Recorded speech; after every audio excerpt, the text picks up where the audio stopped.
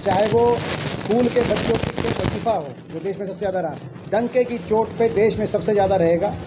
और 10 साल देश में सबसे ज़्यादा रही जब आम आदमी की सरकार भी आ गई थी दिल्ली में, उनसे भी ज़्यादा रही।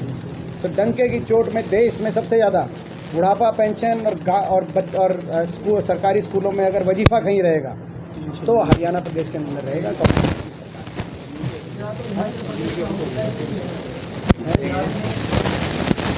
देखिए, गुजरात हिमाचल में हमें पूरा विश्वास है, हिमाचल प्रदेश में कांग्रेस पार्टी की सरकार बनने जा रही है और गुजरात में भी हम प्रयासरत हैं कि अच्छे से अच्छा प्रदर्शन रहे। पिछली बार गुजरात में बहुत नज़दीकी मामला था, तो देखो क्या होता है, कुछ भी हो सकता है, हम उम्मीद करेंगे। आपका नज़दीकी पार्टी कौन सी रहेगी, इससे आपका मुकाबला बीजेपी या ना तो भाजपा से ही मुकाबला है गुजरात में। गुजरात और हिमाचल प्रदेश में दोनों जगह सत्ता दल भाजपा है, से मुकाबला कांग्रेस पार्टी का है। प्रचार में ये इनका, क्योंकि देखो जैसे कि अभी बताया गया कि देश में सबसे ज़्यादा एडवर्टाइजमेंट पे दिल्ली में 2,5-3 हज़ार करोड़ रुपए एडवर्टाइजमेंट में खर्च दिया दिल्ली का। इसीलिए दिल्ली के 85% स्कूलों में प्रिंसिपल नहीं है और दिल्ली के अंदर रिकॉर्ड स्कूल बंद कर दिए, नया स्कूल कोई बन नहीं पाया, ना नया कोई कॉलेज बना, ना कोई यूनिवर्सिटी, ना कोई मेडिकल कॉलेज, क्योंकि काफ़ी हद तक हज़ारों करोड़ रुपए प्रचार में लगाया आम आदमी पार्टी ने। तो हो सकता है कि प्रचार में मुकाबला में कोई और पार्टी हो, मगर नतीजे में वहाँ मुकाबला भाजपा से और हम जीतेंगे।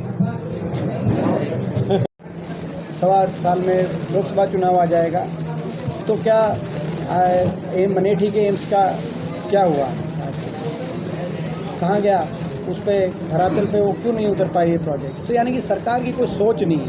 मैं पूछना चाहता हूँ, मेट्रो आगे क्यों नहीं बढ़ी किसी भी दिशा में? ना तो बहादुरगढ़ की मेट्रो पूर्व की तरफ आगे बढ़ी, सांपला रोहतक की तरफ, ना ही उत्तर दिशा में सोनीपत तक मेट्रो पहुंची, ना बल्लभगढ़ की मेट्रो पलवल की तरफ आगे बढ़ी, और ना गुड़गांव की मेट्रो मानेसर की तरफ। सही कह रहे हैं, बिल्कुल सही बात है। और वो ये हाँ, अब मैं बताता हूँ आपको, ये आप इस बात को आप देखो गुड़गांव कैसे पिछड़ा है। 3 उदाहरण मैं दूंगा। पहला, लॉ एंड ऑर्डर। ये लॉ एंड ऑर्डर की वजह से कि नोएडा कहीं पीछे था डेवलपमेंट में, गुड़गांव ही निवेश में बहुत आगे था। निवेश जो आज के दिन निवेश में नोएडा गुड़गांव को टेक कर गया, क्योंकि लॉ एंड ऑर्डर देखते हुए, परिस्थितियाँ देखते हुए वहाँ पे निवेश हो रहा गुड़गांव के अंदर। पिछले दूसरा RRTS 2, RRTS 3 RRTS फेज़ 1 में मंजूर हुए थे और चौथा फेज़ 2 के अंदर। पहला जो RRTS जो 3 मंजूर हुए, उसमें दिल्ली से अलवर, दिल्ली से मेरठ, दिल्ली से पानीपत, और फिर जो हुआ था वो दिल्ली से हिसार वाया रोहतक। आप ये देखिए कि दिल्ली से मेरठ पे काम कैसे चल रहा है। लगभग वो कहते थे कि वो विकास के में कहीं ना कहीं कार्यों में, और यहाँ तो अभी जगह पता ही नहीं कि कहाँ है। और तीसरा जो जैसे मेट्रो की बात करी, मेट्रो में ये 100 करोड़ वाली जो बात कह रहे हैं, ये तो आपकी बात है। इससे पहले भी मेट्रो रूट का घोटाला, जो उमेश अग्रवाल थे, जो पिछली बार विधायक थे, उन्होंने इस्तीफा दे दिया था बीजेपी से उस समय कि भाई ये मेट्रो रूट घोटाला, आपने याद होगा कि वो बारी बारी ग्वाल पहाड़ी घोटाला और मेट्रो रूट घोटाला। तो मेट्रो तो आगे पहुँचा ही नहीं, मगर रूटों को किस तरफ से निकालें, कहाँ से करें, उस बात का के घोटाले सामने आ रहे हैं। तो कहने मतलब कोई रुचि इस प्रदेश सरकार ने, खट्टर सरकार ने कोई योजनाबद्ध तरीके से डेवलपमेंट करके हरियाणा को आगे लेके जाने की रुचि नहीं दिखाई। और यही कारण है, आप आज किसी गांव में चले जाओ, पटौदी में परिस्थिति देखो, गांव में, शहरों में विकास जो 10 साल की हमारी सरकार के समय विकास के मामले में हरियाणा, देश में हरियाणा की गिनती हो रही थी, गांव से लेके हर शहर तक विकास दिखाई दे रहा था। आज कहीं ना कहीं पिछले 8 साल से उसमें एक ठहराव दिखाई दे रहा है। एक और उदाहरण विकास का, ये तो मैं गुड़गांव के उदाहरण दे दी कि गुड़गांव कैसे सुधर गया, नोएडा कैसे आ गया। एक और आप विकास के मामले में देखो, चुनाव, आप प्रेस कॉन्फ्रेंस कुछ करेंगे, कितना लेट चुनाव हो रहा है पंचायतों का। ये तो बिल्कुल एक तरीके से लोकसभा चुनाव के 1 साल पहले ही चुनाव, अगर नवंबर में बता रहे हैं कि होगा, तो 1-1.25 साल पहले चुनाव इन्होंने कर दिया चुनाव का। तो ये आपके सामने आम आदमी पार्टी के साथ पंजाब में आपको उससे दिक्कत हुई? देखिए, पंजाब के अंदर परिस्थितियाँ भिन्न थी, हर प्रदेश की परिस्थितियाँ। आम आदमी पार्टी ने उतना ही जो पंजाब में लगाया उतना ही उत्तर प्रदेश में लगाया, लेकिन उत्तर प्रदेश की 403 सीटों में से 403 सीटों में उनकी जमानत जब्त होना कोई बड़ी बात नहीं है। लेकिन नोएडा सीट जो दिल्ली के 3 तरफ दिल्ली है जिसकी, उस सीट में आम आदमी पार्टी की मात्र 250-300 वोट आना एक बड़ी बात है। जबकि केजरीवाल जी का सबका रोड शो वहाँ पर हुआ, क्योंकि वो अलग प्रदेश था, वहाँ की राजनीति में आम आदमी पार्टी पंजाब में मुख्य विपक्षी दल आम आदमी पार्टी थी। जहाँ पर कांग्रेस पार्टी की सरकार से तो लोगों ने बदलाव के रूप में जब बात आई तो लोगों की नज़र आम आदमी पार्टी की तरफ पड़ी।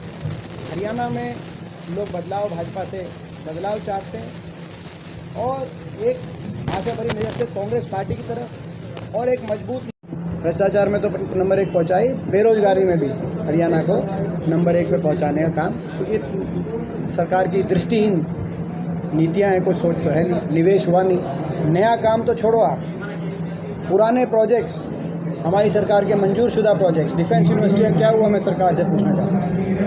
आज तक डिफेंस यूनिवर्सिटी पे 8 साल 8.5 साल के बाद भी कार्य क्यों पूरा नहीं हुआ। मैं सरकार से पूछना चाहता हूँ, जो एम्स बाड़सा है उसके अंदर 11 और राष्ट्रीय संस्थान आने थे, नेशनल कैंसर इंस्टीट्यूट बन गया उस समय, और उसका तो फाउंडेशन डॉक्टर मनमोहन सिंह जी ने रखा था, लेकिन उसके बाद यहीं पे national heart institute, heart and cardiovascular institute, national geriatrics institute, national infectious disease institute, ये सारे यहाँ पे आने थे, उनका क्या हुआ। मैं सवाल पूछना चाहता हूँ, आज 8.5 साल आज उठाने का काम उन्होंने किया है, का लंबा एक तजुर्बा रहा है। हमें विश्वास है उनके तजुर्बे से, उनके संतुलित व्यक्तित्व से कांग्रेस पार्टी को लाभ, और निश्चित रूप से वही कांग्रेस अध्यक्ष चयनित होंगे, ऐसा हमारा विश्वास है। देखिए, वो तो गांधी परिवार के तो कांग्रेस में सभी करीबी हैं। कोई जो है सोनिया जी हमारी आज तक की अध्यक्ष रही, और चाहे वो राहुल जी की बात हो, प्रियंका जी की बात हो, सभी कांग्रेस जन उनके करीबी हैं। लेकिन उन्होंने जो है, मैं समझता हूँ इस चुनाव में, जैसे मैंने कहा, खड़गे जी का हम स्वागत करते हैं। हरियाणा की कांग्रेस पूरी तरीके से मल्लिकार्जुन खड़गे जी के साथ रहेगी, और देश में भी हमें विश्वास है वो संपूर्ण बहुमत से चुनाव जीतेंगे।